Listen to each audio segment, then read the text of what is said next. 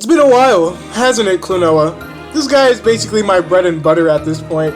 He shows up too much on this goddamn channel. I guess that isn't a bad thing, though. It's been 2 years since I talked about Door to Phantasy. Along the way, we've covered the North American released GBA games and the mid-volleyball game, which I don't really know why it existed, but hey! It's time to enter a new realm, that being Lunatea.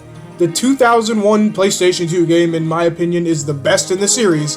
The gameplay footage shown is from Klonoa Phantasy Reverie series, as I bought that game day one so I can actually record this fucking game because, I mean, do you really want to see this footage in the background the whole time? That's enough idle chit-chat. Let's get right into it and talk about Klonoa 2, Lunatea's Vel. Go!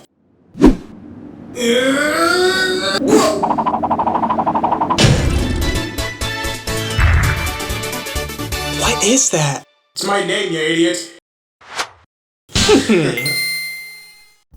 Klonoa 2 is quite the game. This time around, he fully enters into 3D graphics, and with that comes a redesign with his now iconic blue zipper jacket and the little bangs of hair on his head.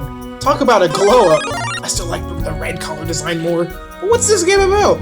I mean, at the end of the first game, he got sucked into a portal while his best friend watched, leaving him in an empty black void with everything he did being a forgotten memory, it seems. That's pretty dark. Already! And the game basically just started! I guess it's right time to get right into the story. The game starts with a voice calling for Klonoa's help. Klonoa then falls into the Sea of Tears, which is just a terrible spawn point. If no one was there to help him out in the water, I'm pretty sure he would have just died. Luckily for us, the game establishes the enemies as well as the companions, all in one scene, with the introduction of Leorina and Tat, as well as Lolo and Popka, who immediately end up being Klonoa's homies after saving his ass. Klonoa then learns that this world is called Lunatea. This is a pretty solid intro and it establishes all the main characters we need to care about.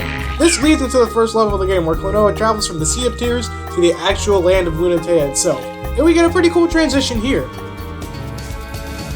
I'd like to mention that I actually really like this game. It is so much better than Door to Phantasy in like every possible way, and I had a grand old time doing a second playthrough on the Phantasy Reverie series.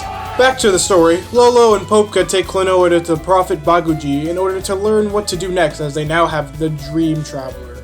There are 4 kingdoms currently in Lunatea, with the 5th one actively trying to enter the world.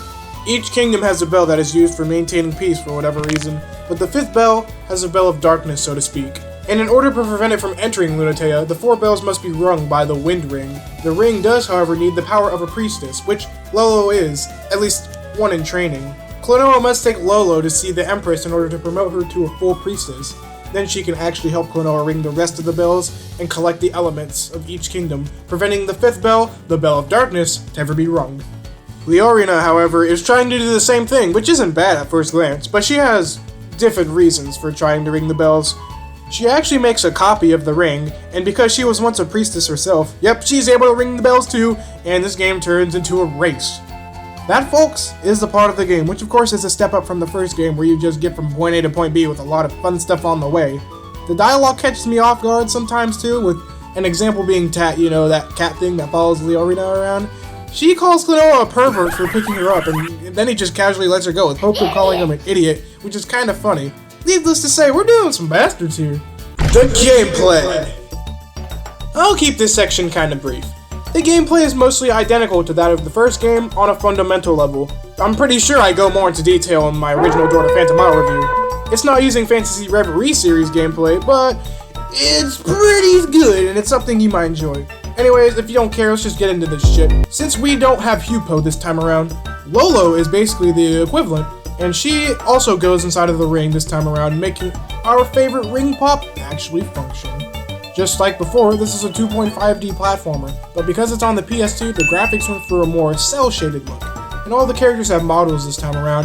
It's hard to tell whether I prefer this style or the original style, but both are good, of course. Other than that, it's the same shit. You Rule 34-fy your enemies with the ring in order to double jump and hit targets whether they're in the foreground, background, or right in front of your damn face. There's a new enemy types for Klonoa to use this time around, as well as new gimmicks to spice up levels, such as this yellow dude, whom you have to use to break open crystals by changing his color to match the crystal. And then there's this electric fellow who you can use to break open blocks that are higher than you and go even higher in the air as well.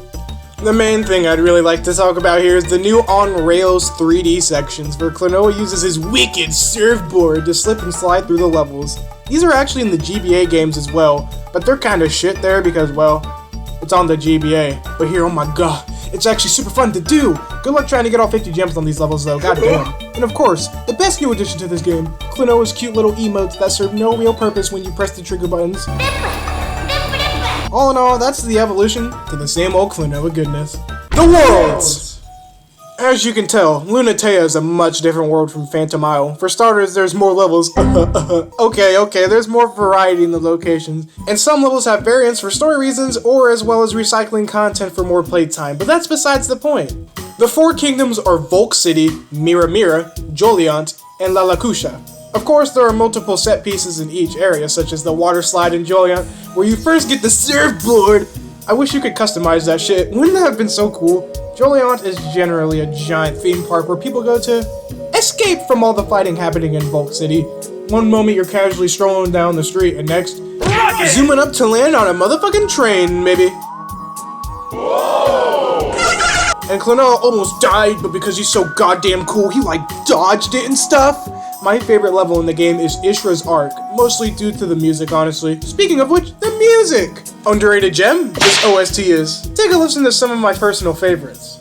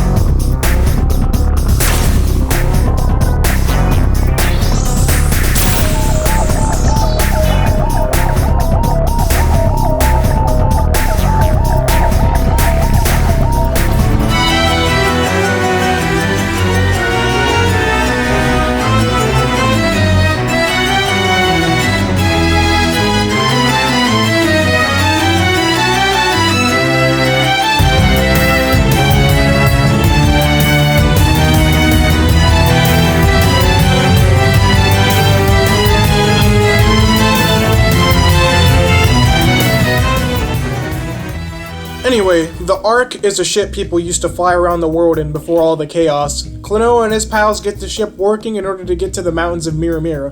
The level is long, but very chill. Too bad I didn't get all the gems. Anyway, Mira Mira is a snowy place that has a level with the best song in the game, Stepping Wind! And it also has like this mirror mansion too, which is pretty cool. And a boss that you're on your surfboard with. In fact, every time you're out in the snow, you're on your fucking surfboard. Lalakusha is the first place the gang travels through, the easy green platformer level, if you will. It does have a poison variant near the end of the game, and let's just say I had a close call or two. Now the fifth kingdom. It's not the Moon Kingdom, it's the Kingdom of Sorrow. Damn, that kinda sounds edgy. Oh well, let's just do this shit. This place is basically just doo-doo brown the whole time, or orange, whatever. Brown is a dark orange, okay? There's only 2 levels, one on foot and one on board. Nothing to really talk about here other than the fact that it's a part of the Climax. Klonoa, Lolo, and Popka rang the 4 kingdoms bells and got 3 elements from them as Leorina has one herself. But due to an unfortunate series of events, she tricked them into giving all of their elements to her, and as you can tell by her eyes, she's actually currently being controlled by something. And the elements create a pathway for the 5th kingdom to come into this world, creating even more chaos across Lunatea. She then goes to the Ark in order to connect the kingdoms together. So what we have to do is stop that bitch. And stop that bitch is exactly what we do. Once Klonoa and Leorina come face to face, ready to fight, Leorina actually gets corrupted and taken over by Sorrow. The elements leave her body, and she is then transformed into this thing. Yeah, it looks weird, but I mean, come on, this fight's pretty cool. And I'm pretty sure this is the only time in the game where you actually use the little electric dudes to actually hit an enemy target. Also, the music, but I already showed that. At least I hope I did, fucking editor me. Klonoa beats her ass and brings her back to her senses. Then she does a shadow. Damn it. Realizes her mistakes. She then tells us what to do next in stopping the Ark from making its full stop. I just realized, this is the 2nd video in a row where I talk about a fucking Ark. What the hell? Well, once we do that, we still actually have to deal with the Kingdom of Sorrow itself. And the best way to do that is walking up to the king's front door and beat his ass. There's only 2 levels here, again. And yeah, It took me up to 20 minutes to beat the first one with all stars, so not exactly lacking in content. Alright, the King of Sorrow. He actually kind of looks like Klonoa. Okay, never mind, it's literally just the ears. Wow.